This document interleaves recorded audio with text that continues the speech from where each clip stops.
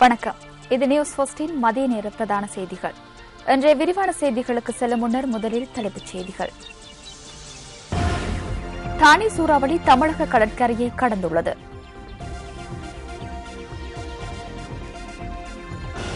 பத்து பிரதேசங்களில் இடம்பெற்ற வாகன விபத்துகளில் 10 பேர் பலி.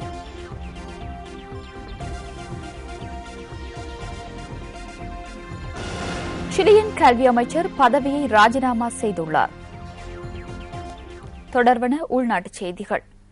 தானே சூறாவளி தமிழகத்தின் கரையோர பிரதேசங்களை கடந்துள்ளது.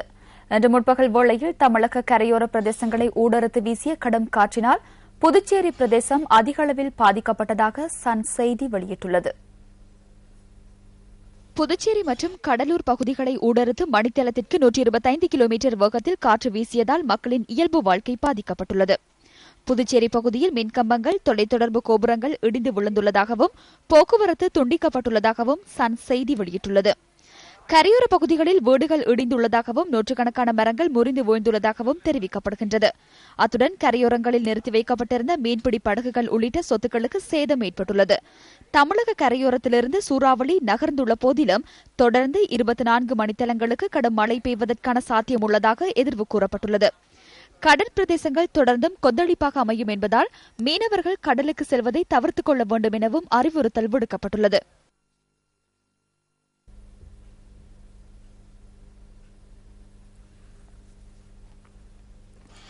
இதேவேளை தானே சூறாவளியால் இலங்கையின் வடபகுதி நிலவிய வானிலை படிப்படியாக வழமைக்கு திரும்பும் என எதிர்வு கூறப்பட்டுள்ளது.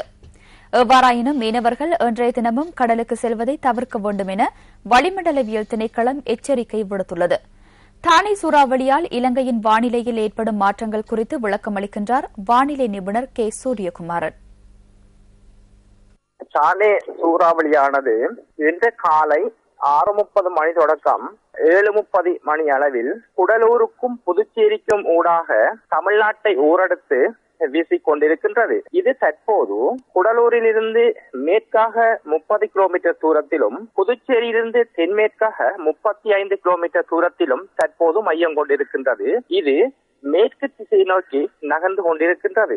இதன் காரணத்தினால் இலங்கையின் வடபகுதியில் இருந்த காலநிலை சற்று படிப்படியாக குறைவடையும் எதிர்பார்க்கப்படுகின்றது. இருந்த போதிலும் வடக்கு ஆழ்கடல் சற்று கொந்தளிப்பாக இருப்பதனால் இன்றும் மீனவர்கள் கடலுக்கு செல்வதை தவிர்த்துக் கொள்ளுமாறு கேட்டுக் கொள்ளப்படுகின்றார்கள். மிகவும் கடுமையான சூறாவளியாக இருந்த நிலையில் இருந்து தற்போது ஓரளவு அதன் வேகம் தணிந்து வீசிக்கொண்டிருக்கிறது என தெரிவிக்கப்பட்டுள்ளது.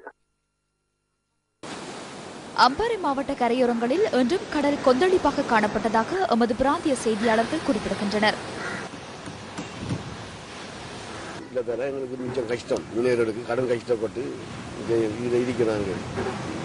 கடல் அமர்ந்திருக்கி பிரச்சனை நாங்கள் ஆகி இறக்கி போவோம். காற்று என்ன மாதிரிங்கிற சில தெரியாது. ஒலுவில் பகுதியில் ஏற்பட்ட கடல் கொந்தளிப்பு காரணமாக நிலப்பரப்பிற்குள் நீர் புகுந்துள்ளதாக தெரிவிக்கப்படுகின்றது. இதன் காரணமாக அங்கு நிறுத்தி வைக்கப்பட்டிருந்த தோணிகளும் படகுகளும் நீரில் அடித்துச் செல்லப்பட்டுள்ளதாக எமது பிராந்திய செய்தியாளர் கூறினார். கடந்த சில தினங்களாக மீனவர்கள் கடலுக்கு செல்லாமையினால் அவர்களின் வாழ்வாதாரம் பாதிக்கப்பட்டுள்ளது. ஒரு மாதம் செஞ்சமாக கடல் தொழில் செய்யறாங்க மீனவர்கள். இது கடும் கஷ்டத்தில் வெள்ளம் சூறாவளி சாமான் இல்லாத தொழில் இல்லாமல் இருக்கும். வாடிகள் இருந்து தோட்டம் இல்லாத இருந்து கடும் கஷ்டம். தோணி தள்ளாமை சூறாவளி அறிவிப்பு சென்னத்துக்கு பிறகு எந்த தொழிலும் கிடையாது. மக்களுக்கு தோணி வரையோ இதோ அரிப்பு தான் கூட அறிந்து கொண்டிருக்கு தோணி. மட்டக்களப்பு மாவட்டத்தில் கடல் வளமை போல் காணப்பட்ட போதிலும் மீனவர்கள் கடலுக்கு செல்லவில்லை என எமது பிராந்திய செய்தியாளர்கள் கூறுகின்றனர். அத்துடன் மீனவர்களின் வாழ்வாதாரம் பெரிதும் பாதிக்கப்பட்டுள்ளதாக மீனவர்கள் கவலை தெரிவிக்கின்றனர். கடந்த சில நாட்களாக மீனவர்கள் கடலுக்கு செல்லாமையினால் மாவட்டத்தில் மீனுக்கு தட்டுப்பாடு நிலவுவதாக தெரிவிக்கப்படுகின்றது. திருகோணமலையில் கடல் வளமை போல் காணப்பட்ட போதிலும் மீனவர்கள் கடலுக்கு செல்லவில்லை என எமது பிராந்திய செய்தியாளர் குறிப்பிட்டார்.